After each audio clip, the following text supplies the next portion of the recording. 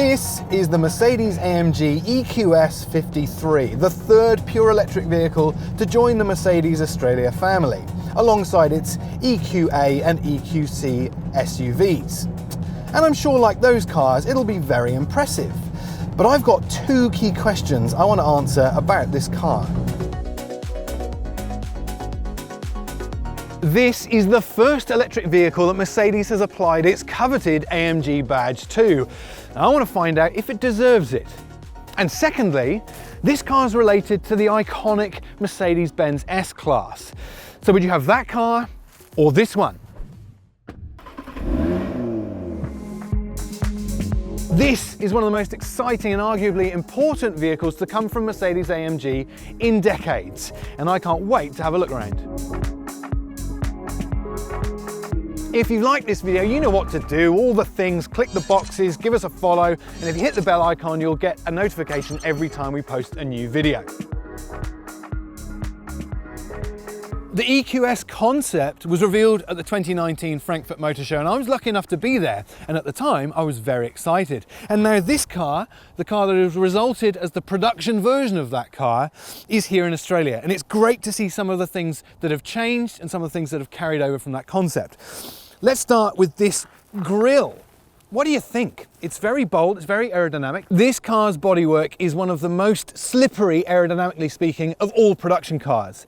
The EQS 450 has a coefficient of just 2 point nothing. This one is slightly higher because of its AMG bits, 2.3, but still very efficient. The grille though, I'm not sure. To me it looks like it's sort of a sticker just stuck on there. It does have active louvers to allow in air when it needs it, but otherwise it's a very clean front end design. The headlights. Now for the EQS concept, they were mind-blowing. They had projector, all kinds of LED things in there. Now this is still a very impressive digital LED headlight, but it's not quite as show-stopping as the concept. It rolls on two different size wheels, 21s and 22-inch alloys. Both versions, both designs have been specifically developed to be very low drag and aerodynamic, once again boosting the range of this EV. What do you think about the overall styling though? It's got some of that classic Mercedes coupe styled four-door with a liftback, which allows access to an absolutely huge boot. But to spend too much time on the outside of this car on a very chilly day would be to ignore perhaps its absolute party piece. I almost don't know where to start with this car. As you might expect, it's got an S in its boot badge, which means it's probably going to be packed full of equipment, and it is. Right from the outset, when you jump in this car, you are met with an absolute tsunami of technology. And the first thing I'm drawn to is that, a 24-inch digital central touch screen that Mercedes calls Hyperscreen. I can't think of a better description for it. It is absolutely massive and it dominates the interior. But it doesn't stop there. Either side of it are two 12-inch digital displays, one for the driver instrument cluster and another one that spoils the passenger. This is already looking like a typical S-branded Mercedes. Oh, there's also two tiny little screens down here on the steering wheel mounted switches. They're for controlling other key features, and I'll come back to those later.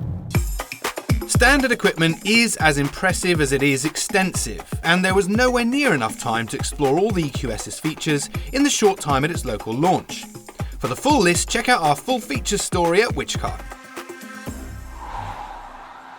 At the core of the EQS53 is a revolutionary electric drive system. Its battery is nearly 110 kilowatt hours, which is massive.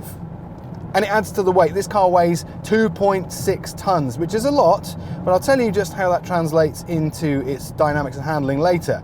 The upside is it means this car can go nearly 600 kilometers on a single charge. And if that's not far enough to get to where you want to go, it's got up to 200 kilowatt charging. That's actually not class leading. There's others that will go faster and higher than that, but it is adequate. You can get about an 80% charge into this car in 13 minutes. That huge battery feeds power to a pair of electric motors, one on the front axle, one on the rear, for all-wheel drive, or 4MATIC as Mercedes likes to call it. Power? Well, how does 484 kilowatts sound and 950 Newton meters? Yes, absolutely pathetic, I agree. So if you add the dynamic package, those figures increase to 560 kilowatts and more than 1,000 Newton meters of torque. Adequate. Even without the AMG dynamic pack, the EQS53 will still get to 100 kilometers an hour from standstill in just 3.8 seconds. With the dynamic pack, however, Mercedes claims it'll do it in just 3.4. That's as quick as an AMG E63S. Now that extra dose of power and torque is only available in launch control mode. Launch control? I'm glad you asked. Click into Sport Plus, left foot brake.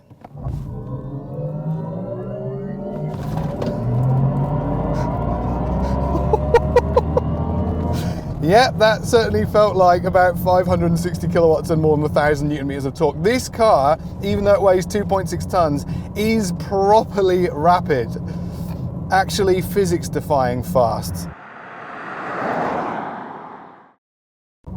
You may have noticed that when we engaged launch control, it was accompanied by some strange sounds. This car incorporates a wider variety of synthetic and generated EV sounds than I've ever encountered in any other electric vehicle. You might think they're a little bit sort of questionable, but I absolutely love them, and there's plenty to scroll through. It makes sounds when it's just cruising at low speed. It makes sounds when you jump in and start it up. It just purrs gently when it's on the spot, but when you put it into its most powerful sound, like that,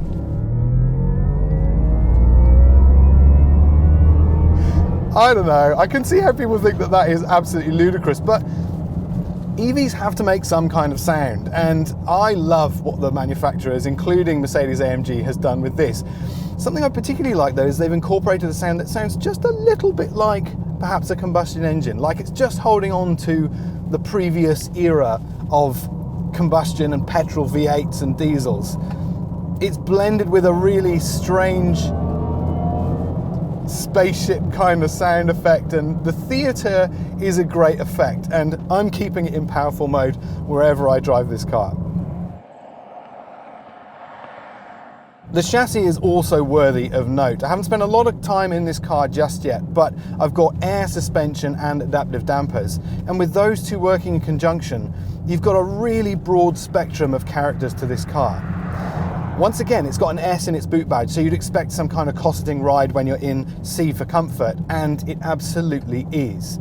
Driving some of these various roads outside Canberra, it's very relaxing. You can feel that S-Class DNA coming through. However, flick it into Sport, or back into Sport Plus, and the effect is absolutely eye-widening. This car, for its size and weight, is almost uncompromised in corners. It manages to stay pretty flat, even though you can push on quite hard, but it doesn't feel too synthetic. I was worried this car was going to be masking its weight and its dynamics and the problems with that through too much technology and tricks up its sleeve, but there's a real naturalness to it. It almost feels weirdly organic. The only bit that lets it down is, you guessed it, I'm going to talk about a squishy brake pedal. Yes, it's an EV and the regeneration is quite strong. The effect is noticeable, and the cost of that is a slightly longer travel brake pedal than I'd appreciate. But if you push through it, it's got 6 piston hydraulic calipers on huge discs that give you that really reassuring sense of confidence. One of the elements assisting those surprising dynamics is rear wheel steering. Now the EQ450 that arrives later this year will get that as an option, but it's standard on the AMG 53. This car is a long car, more than 5 meters long, but those rear wheels turning at low speed effectively shortens the wheelbase. But it adds amazing dynamics and a nimbleness when you're carrying some speed like this.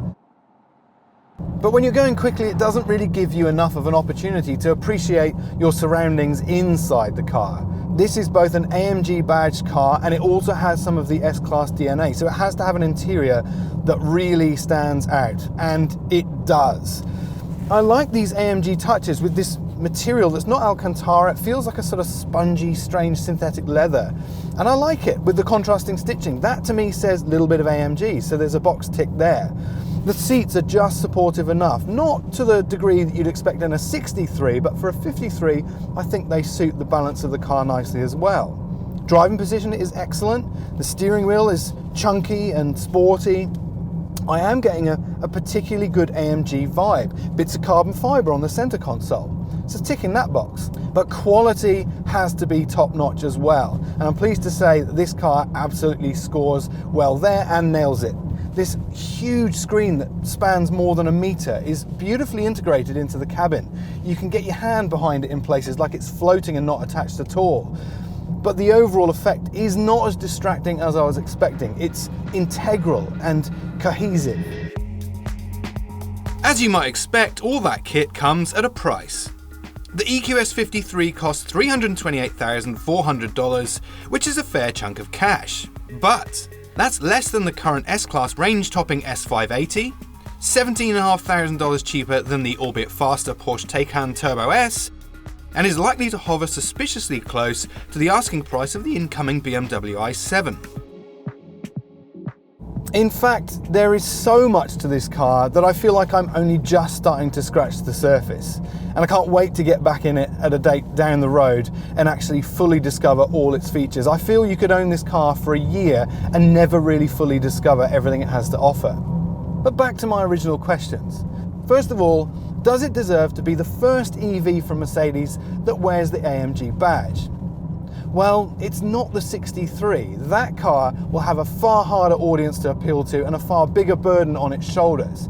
But this is the 53. It gets away with being not quite so hardcore, but also carrying over some of the Mercedes quality and premium feel. And to that end, it absolutely nails it. It definitely deserves to be the AMG 53.